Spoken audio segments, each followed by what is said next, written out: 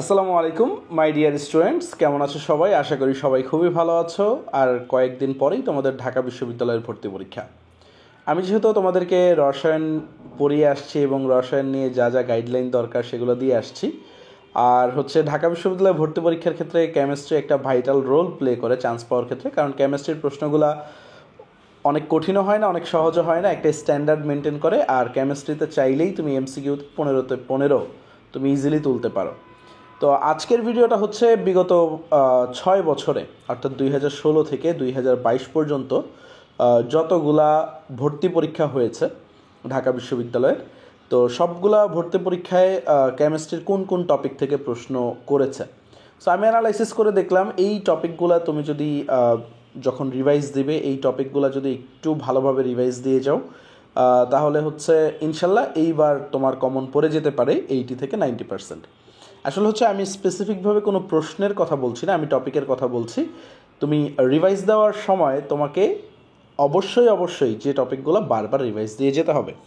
So শুরুতেই যদি আসি, আমি ল্যাবরেটরির নিরাপদ ব্যবহার, এটা শর্ট সিলেবাসে নাই, তারপরও এইখান থেকে দুইটা জিনিস তোমরা দেখে যাবা। সেটা হচ্ছে কাচপাত্র পরিষ্কার করার জন্য কোন দ্রবণ ব্যবহার করি, রাজ অম্ল কী জিনিস, আর আমরা বুরেট, পিপেট, ভলিওমেট্রিক ফ্লাক্স এগুলো দিয়ে যে আয়তন পরিমাপ করি, মানে সর্বনিম্ন কত আয়তন পরিমাপ করা যায়, এই 2-3টা যে প্রশ্ন আছে এগুলো একটু দেখে যাবে। কারণ গত বছরও আমরা দেখেছি ঢাকা বিশ্ববিদ্যালয় কর্তৃপক্ষ শর্ট সিলেবাসের বাইরে 1টা বা 2টা প্রশ্ন দিয়ে দিয়েছে।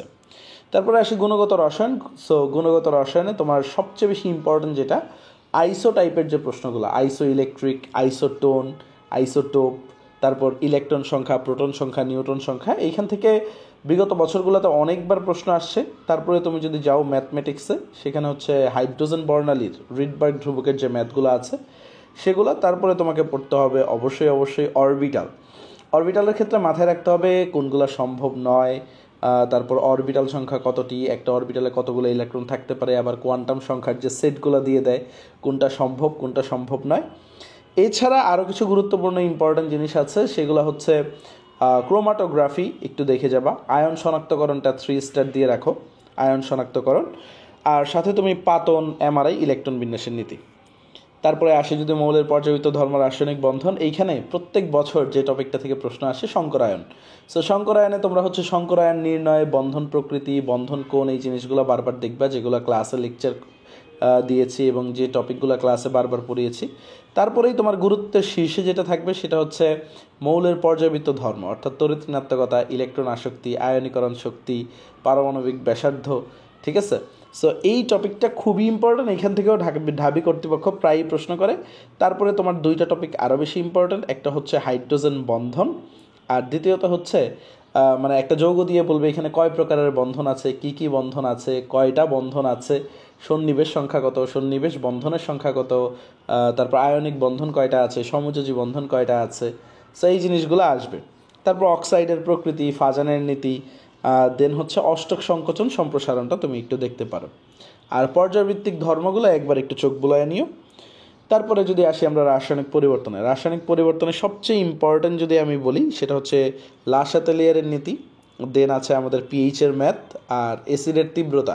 আমরা জানি কে এ বাড়লে অম্লের তীব্রতা বাড়ে। তারপরে যদি হ্যালোজেন প্রতিস্থাপক বাড়ে একটা জৈব যৌগের ক্ষেত্রে, অক্সো অ্যাসিডের তীব্রতা, হাইড্রাসিডের তীব্রতা, এই জিনিসগুলো ভালোভাবে দেখতে হবে। লা শাতেলিয়ারের নীতি, তাপ উৎপাদী বিক্রিয়ায় তাপমাত্রা বাড়ালে কী হবে, তাপমাত্রা কমাইলে কী হবে। তারপরে যেটা সবচেয়ে ইম্পর্ট্যান্ট, কেপিক অ্যাসিড যে সম্পর্ক আছে, একক আছে, পার্থক্য আছে। আর আরেকটা টপিক ইম্পর্ট্যান্ট, এটা শর্ট সিলেবাসের বাইরে, যেমন দ্রবণ তাপ, প্রশমন তাপ, সংগঠন তাপ, এখান থেকে অনেক প্রশ্ন আসছে, বাট এটা এবার দরকার নেই। সো তাছাড়া তোমরা একটু পানির আয়নিক গুণফল, বাফার দ্রবণ, এই জিনিসগুলো একটু দেখে যাবে। ওকে, তারপরে যদি আসি আমাদের চ্যাপ্টার 5 ফার্স্ট পেপারের কর্মমুখী রসায়ন, এইখান থেকে এমনিও ঢাকা বিশ্ববিদ্যালয়ের প্রশ্ন কম আসে, এটা শর্ট সিলেবাসের যেহেতু মানে যে টপিকগুলো আছে সেগুলো নাই, তারপরে একটু কয়েকবার দেখে যাও। তারপরে যেগুলো থেকে বেশি আসছে প্রশ্ন চামড়ার ট্যানিং, কোয়াগুলেশন, দুধের প্রোটিন, এই প্রশ্নগুলো আসছে।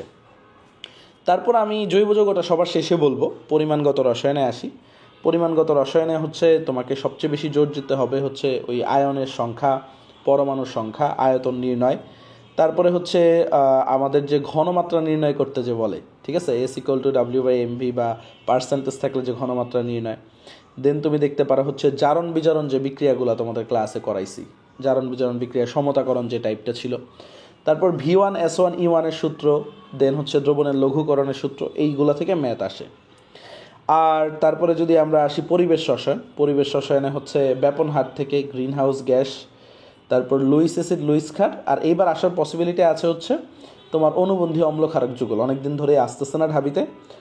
আর PV=nRT সমীকরণটা ঢাবি কর্তৃপক্ষের অনেক পছন্দের, এবং এই আদর্শ গ্যাস সমীকরণ থেকে আমরা কী কী বের করতে পারি, ঘনত্ব বের করতে পারি, আরও আদার্স কিছু বের করতে পারি।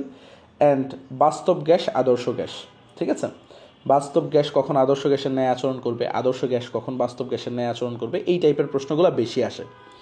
তারপরে যদি আসি আমি তড়িৎ রসায়নে হাতে গোনা কয়েকটা টপিক পড়ে গেলেই হবে। তুমি তড়িৎদ্বারগুলো পড়বে, তড়িৎদ্বারের প্রকৃতি, তারপর কোষ বিক্রিয়া, কোষ সংকেতগুলো পড়ে যাবে, অর্থাৎ কোষ সংকেতগুলো কোনটা অ্যানোড হিসেবে কাজ করে, কোনটা ক্যাথোড হিসেবে কাজ করে। তারপর আমরা যে ওই পরিমাণ নির্ণয় করি W=MIT/EF, এই সূত্রটাও খুবই ইম্পর্ট্যান্ট, হ্যাঁ।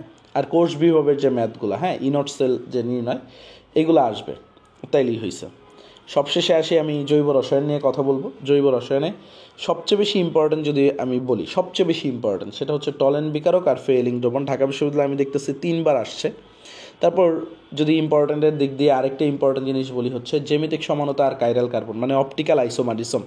অ্যান্ড ফাইনালি যদি আসো তোমার কার্বোক্যাটায়ন, কার্বন আয়ন, তারপর হচ্ছে ফ্রি রেডিক্যাল, এগুলো সক্রিয়তাটা তোমার লাগবে। আর পরবর্তীতে SN1, SN2, E1, E2, অর্থাৎ নিউক্লিওফিলিক প্রতিস্থাপন, নিউক্লিওফিলিক সংযোজন বিক্রিয়াটা, এই 5টা টপিক আগে পড়ে নিবা। তারপরে হচ্ছে আমি লিস্ট করে দিছি বিভিন্ন বিক্রিয়া, যেমন নামধারী বিক্রিয়াগুলো বেশি আসে, যেমন ক্যানিজারো বিক্রিয়া, তারপর হচ্ছে ক্লিমেনসন বিজারণ, উডস বিক্রিয়া, উডস ফিটিক বিক্রিয়া, ফিডেল-ক্রাফট বিক্রিয়া অনেক বেশি ইম্পর্ট্যান্ট। তারপর তুমি হফম্যান ডিগ্রেডেশন রিয়েকশনগুলো দেখতে পারো। দেন হচ্ছে তোমার কিছু টোলুইন নিয়ে প্রশ্ন আসে, বেঞ্জিন থেকে টোলুইন, বেঞ্জিন থেকে তুমি টোলুইন থেকে বেঞ্জিনে কীভাবে আসতে পারো, ফেনল থেকে কীভাবে বেঞ্জিনে আসতে পারো।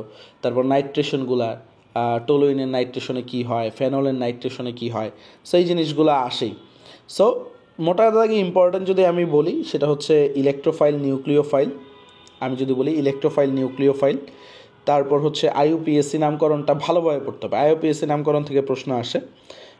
SN1, SN2, E1, E2, Grignard বিকারকের বিক্রিয়াগুলা, fiddle-craft বিক্রিয়া, জ্যামিতিক সমানতা, হ্যাঁ, আর কার্বোক্যাটায়ন, কার্বন আয়ন, এই জিনিসগুলা।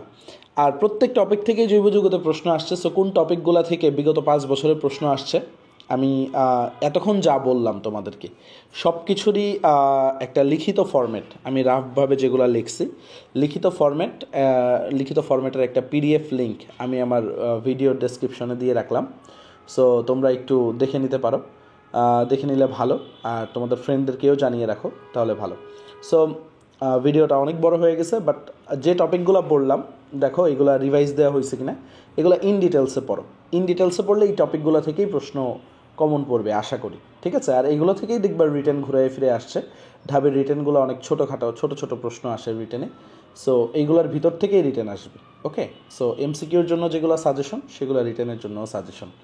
সবাই ভালো থেকো, সুস্থ থেকো, সবার জন্য অনেক শুভকামনা রইল। আল্লাহ হাফেজ। আর যে PDF লিঙ্কটা দিয়েছি এটা বন্ধুদের মাঝে ছড়িয়ে দাও, তাহলে অন্য বন্ধুদেরও উপকার হবে। Tata, bye bye.